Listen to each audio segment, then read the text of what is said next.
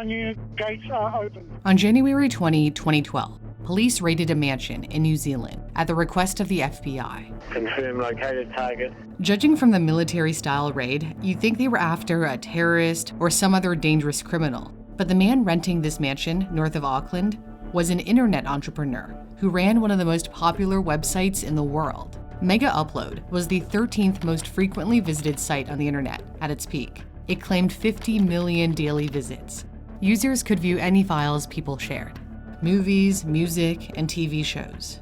Hello everyone, this is Kim Dotcom. Kim Dotcom, also known as Kim Schmitz or Kimball or Kim Tim Jim Vester, created Megaupload in 2005. He is larger than life, standing at 6'7" and over 300 pounds. As a successful entrepreneur in his native Germany, he had a knack for finding financial opportunities in technology.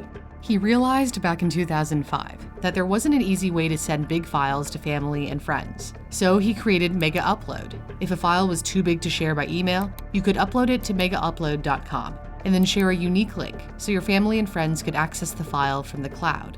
People did use Megaupload for legitimate purposes. However, Megaupload made it very easy to share large video files like movies and TV shows. Authorities believe that was the main moneymaker, sharing pirated content.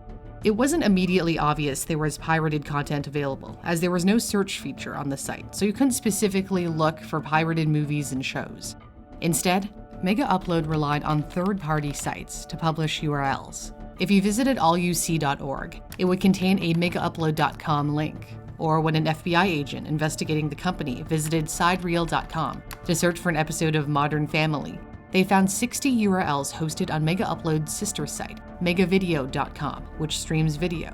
Although copyright holders could submit a claim to try to get the material taken down, the US government said the takedown request only removed the URL link in question, not the actual copyrighted content.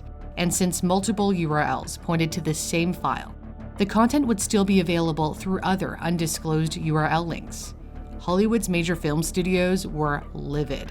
The FBI accused the mega brand of costing film studios and record companies more than $500 million. Perhaps in a bid to get some support on his side, Kim Dotcom released a bizarre music video with recording artists and celebrities praising Megaupload. When I gotta send files across the globe, I use Megaupload. But apparently, that wasn't enough to appease Hollywood. Authorities moved in on Megaupload, though Washington has denied it bowed to pressure. Mr. Dotcom has been shown the warrant to search the property. They timed the massive raid to coincide with Dotcom's 38th birthday celebration, which they expected would be attended by other mega executives. They also happened to make the move on the same day US lawmakers axed anti-piracy legislation after heavy criticism from the public.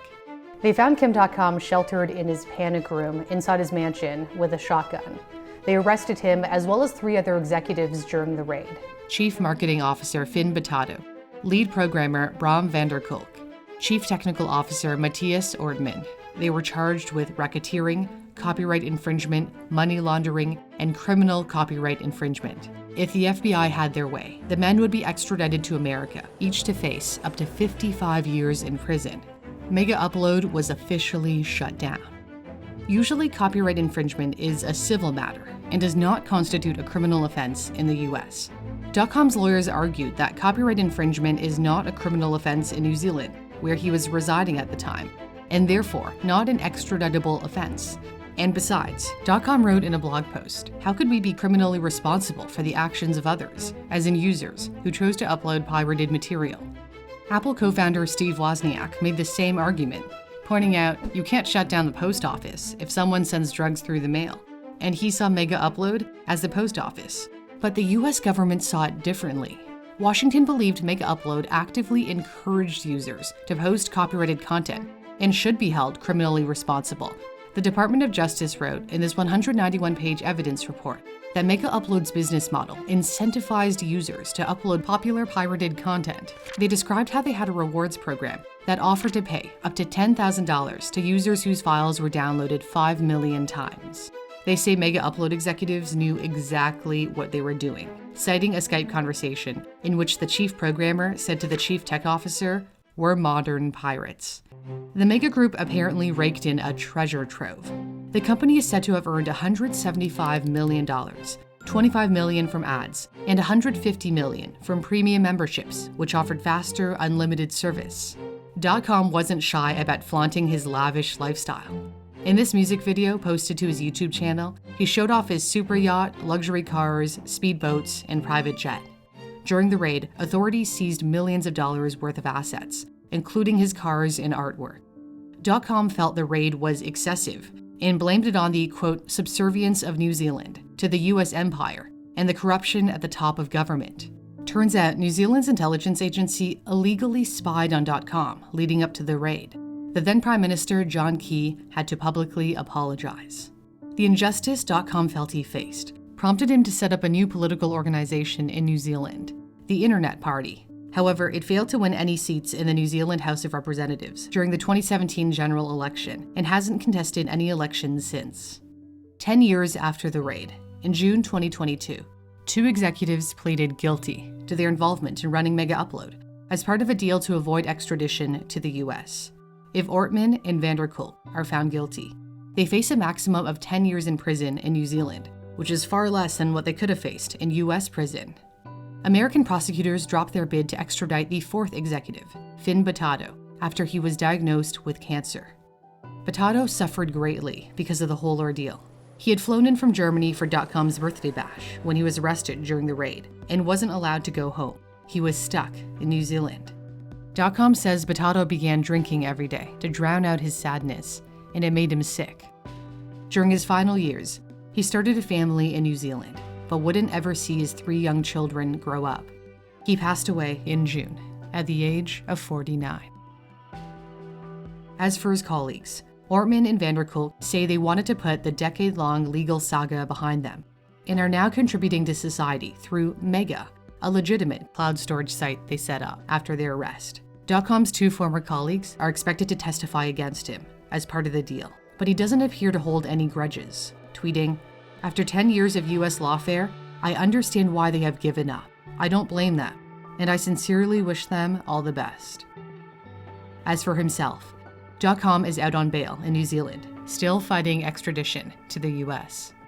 He frequently posts updates on social media on life with his children and his second wife, Elizabeth Donnelly, whom he married on the anniversary of the raid on January 20, 2018. How this saga plays out could be an important test of just how far the Americans can reach when it comes to intellectual property rights. Kim Dotcom has been cast as a visionary, an online freedom campaigner, or if the US government is to be believed, a swindler and a thief. Which do you think he is? Leave me a comment. Regardless of how you feel about him, he wouldn't be any of those things without some serious technology and problem-solving skills. If you'd like to brush up on your STEM skills and build a product that's useful for people, Brilliant is the perfect way to learn interactively. You can strengthen your knowledge of core computer science concepts through their Computer Science Fundamentals course. You can solve puzzles with science through their Scientific Thinking course. Or start your algebra journey with an introduction to variables and equations with their pre-algebra course. My personal favorite are the logic courses that help flex your problem-solving muscles and build the skills you need to solve difficult math problems.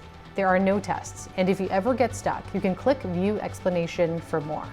There's something for everyone on Brilliant, whether you're in school or already in the workforce. Brilliant is free for you to try out if you use the custom link in my description, brilliant.org/newsthink. And the first 200 of you to click my link will get 20% off their premium subscription, which gives you unlimited access to all of their offerings. Thanks for watching. For Newsthink, I'm Cindy Pom.